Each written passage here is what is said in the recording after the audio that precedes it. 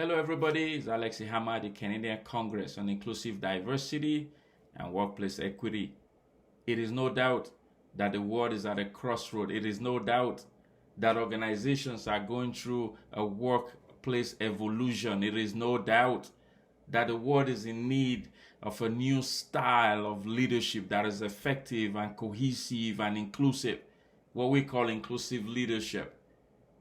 As organizations and governments and communities, colleges and people, families, as they work their way through the pandemic, they are faced with a new form of challenge, a new challenge that demands for social justice, a new challenge that literally is making everybody to re-examine themselves, to question their own assumption, a new challenge that is even making for the revision of policies and processes, a new challenge, my friend, that is causing people we once considered as heroes for their statues to be crumbled down because of revelation and discovery of their implicit or explicit participation in acts of injustice.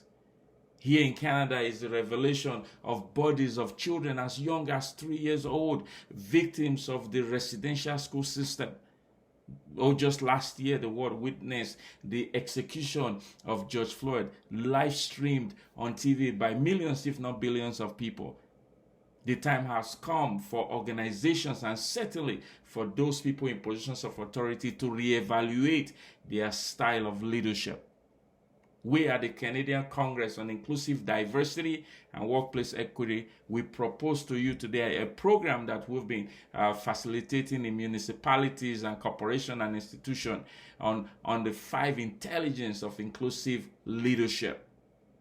Inclusive leadership is the ability to make everybody in your organization, especially in your immediate team, to feel included, to feel they are treated with equitable treatment, to feel safe, to be able to have brave conversation, to be able to be who they were created to be. I often say, especially as I wrote in my book, The Mystic of Leadership, that great leadership demands that people in positions of authority influence and inspire the people in their organization to be who they were created to be, not who the organization wants them to be, not even who the society wants them to be, but who they truly are, who they were created to be.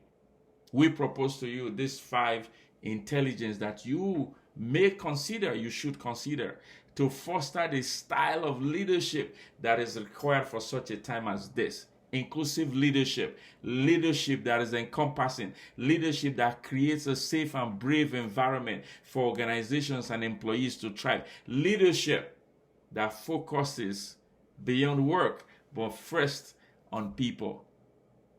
As John Macho once said, leadership is about empowering people rather than empowering ourselves. The 5 intelligence that is required for such a time as this are: number 1, personal intelligence. Personal intelligence is the ability to know who you are, to be comfortable in your skin, to be comfortable with who you believe in, who you love, to be comfortable in your socio-economic background. You must first be comfortable and then create the environment for others to be. The times we are demands that we make the effort to know those we work with, to know our peers, certainly to know those who report to us. Our conversation must now transcend just work to who are you, who do you celebrate. I need to know, as somebody in a position of authority, to ensure that those around me feel appreciated, they feel valued, they feel celebrated. To be able to do that, you require personal intelligence. The second one is emotional intelligence, something that most of us know far too well, but often never relate to diversity. Emotional intelligence is required for inclusive leadership because emotional intelligence is the ability to control your emotions in relation to others, in relations to situation. The ability to be able to first, as Stephen Covey said, seek to understand and then be understood. Emotional intelligence is required for inclusive leadership.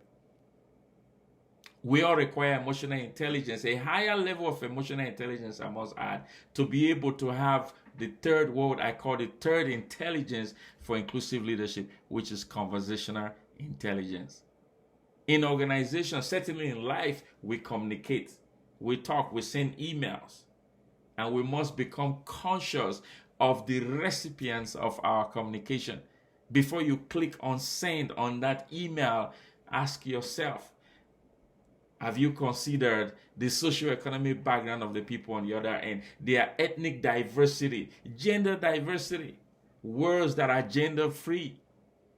This is time. If there was ever a time to be conversational intelligent, it is now. If there was ever a time to be watchful of the words we use, if there was ever a time to review our emails multiple times before we click on that send, it is now.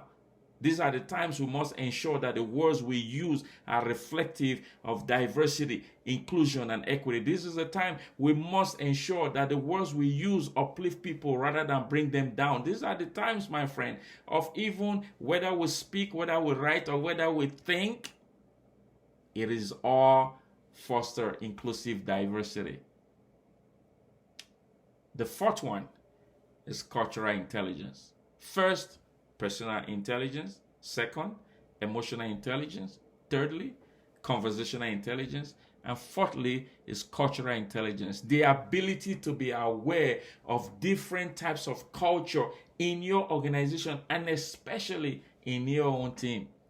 Those who report to you, whether it's 2, 3, 4, 5, 20, or 100, they all represent different culture. They may even be of the same ethnic group and yet different culture. Without conversational intelligence, you won't be able to grow in cultural intelligence, because to achieve cultural intelligence requires intelligent conversation, requires conversational intelligence, and certainly emotional intelligence and personal intelligence. So cultural intelligence is critical to inclusive leadership. How else are you going to make everybody feel included except you know the different types of culture that your team members are made of? The fifth one, which we know far too well, is business intelligence. And yet we often relate it to just seeking profit. We relate it to the big multi-million-dollar project. We relate it to productivity of the employees. It is time to bring business intelligence into the space of diversity. We go around supporting organizations to develop 3 to 5 year corporate strategy to review their policies, processes, and procedures. And we are taken aback by many organizations who are beginning the work of diversity without a diversity dashboard, without understanding their diversity index, their inclusion index, their equity index, and their systemic racism index. How else are you going to measure progress except you have a diversity dashboard? And that is one of the features we offer here at the Canadian Congress on Inclusive Diversity and Workplace Equity. We help organizations to gather both quantitative and qualitative data, gather through surveys and one-on-one conversation, private and confidential conversation, through coaching of executive and mentoring of employee, to create, to formulate, and to determine, establish the diversity index for the organization, the inclusion index for the organization, the equity index for the organization, the systemic racism index for the organization, the communication index for the organization, and a lot more indexes that will come up with, even the board of director index. As Peter Drucker once said, until you can measure it, you cannot manage it. So if you are serious about transforming your corporate culture, if you're serious about eliminating the clues and the cues of systemic racism from your organization, you must consider training, developing your leaders to become inclusive leaders, to foster inclusive leadership, to certainly have the strategy and to have the policies reviewed and to have the diversity dashboard. But these 5 intelligence, my friend, are not just required to foster inclusive leadership, but to be the leader that is eventually going to lead your organizations through the pandemic and certainly even after the pandemic, to be positioned to attract and to retain exceptional talent. If there was ever a time, my friend, to rise up and foster inclusive leadership, it is now. Again, it's Alex Ihama at the Canadian Congress on Inclusive Diversity and Workplace Equity. If you would love this workshop facilitated, either in a 60 or a 90-minute workshop for your leaders or to engage your staff, send us an email. alex@canadiancongressondiversity.ca. alex@canadiancongressondiversity.ca. Certainly, we are offering organizations a free evaluation of their corporate culture to determine the index for critical aspect on how to foster a work environment of inclusive diversity and workplace equity. We look forward to meeting you. God bless. And if you found value in this message, please go ahead and share with your network as well. God bless you.